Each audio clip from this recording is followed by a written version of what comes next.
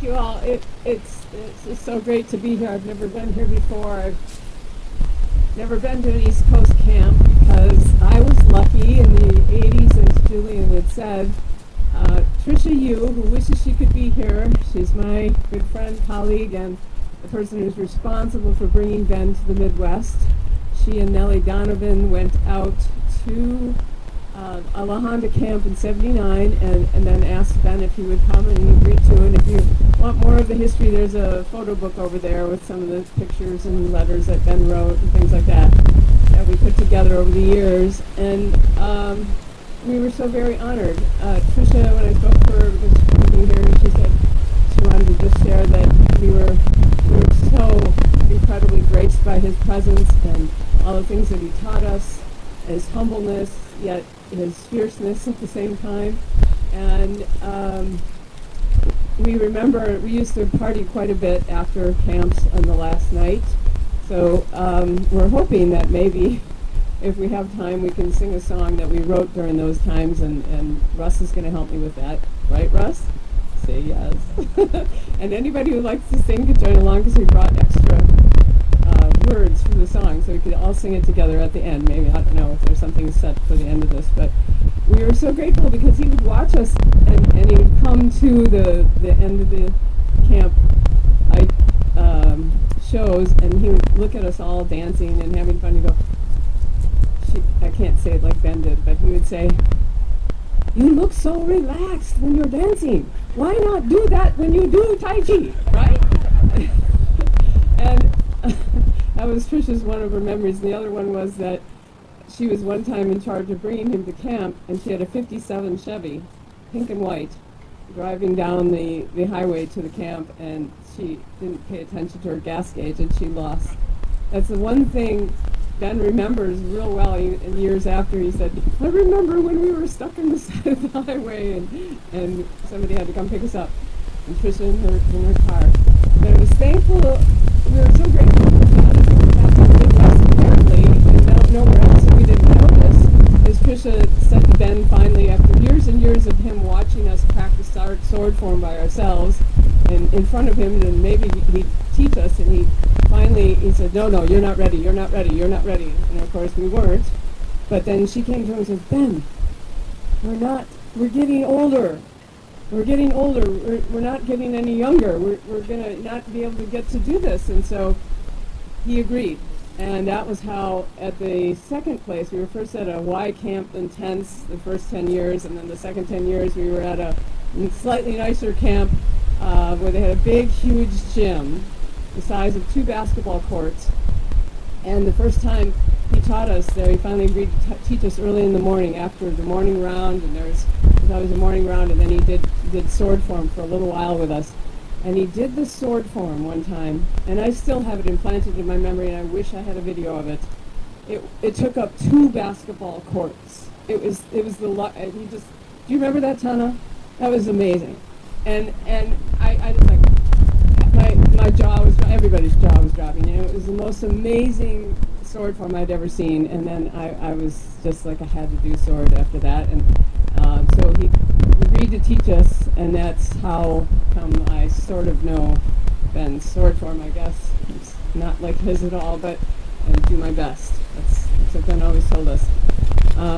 The other things he shared with us over the years were that, you know, we could always just do our best, but one of the things I remember in many years going to camps and then having conversations with them, and after a while Tricia gave up trying to organize the camps, and I became the organizer. After Ben had his liver transplant and his surgery, he sort of had a sabbatical for a while. So then in the early 2000s, he had a dream that he was in my dream, and we were talking, and I woke up from the dream, and I said, "I've got to ask Ben if he'll come back and do a camp again." So I wrote him a letter, and he came back and said he would do that if I found a place, and then we found the Coleman Center. And that place is in the scene, and some of you have been there. I know Kennedy has been there, a few others have been there. It's a beautiful place that was one of Ben's, he said, one of his favorite places to come and do camps. And so we were grateful to have him there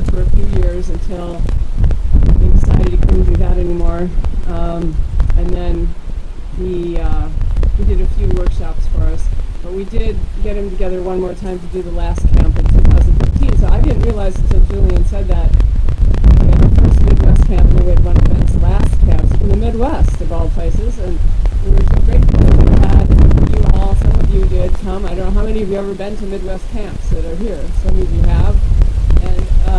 And we were kind of the center of the world, and I personally never was able to come here. At the time I was raising family and never got out to the La Honda, but I was so grateful that Ben was able to come to us. We were blessed by that, and I hope that I get to see more of you more often, and maybe we can have a reunion camp at Tacobin Center. I don't know if some of you would ever consider that. You should think about it. It's a beautiful site, and I just know that we've had something else I wanted to read here. I was trained initially in Milwaukee, and Mike Milewski was my teacher, who also wishes he could be here. But he's not able to be here, so he sent something that I was going to read, and I hope you can give me a second because I have it on my phone here. But he was my teacher initially with Fred Lehrman. I don't know how many of you know Fred Lehrman, but he was the fellow that came to Milwaukee and started bringing Tai Chi to our Midwest. And Fred, excuse me a second, Fred was really quite interesting, and Mike Milewski was the person he trained to take over. So when Mike took over,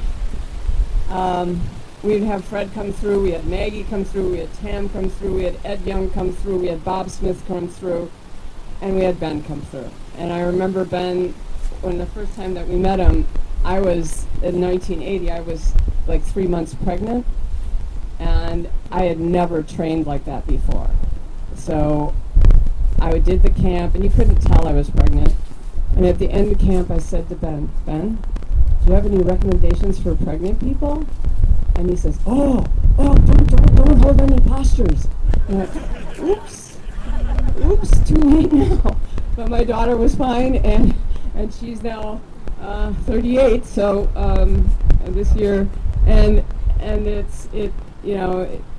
she claims she learned Tai Chi in the womb, because when she finally did learn Tai Chi from me, it only took her a few months, but I don't know if that's exactly true.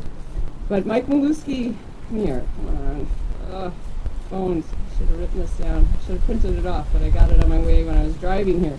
We had to end up driving because it was too expensive to fly from Milwaukee to here. You guys have Veterans Day or something coming up, and no flights available. But Mike Milewski, some of you have met him, I'm sure. Here's what he wrote.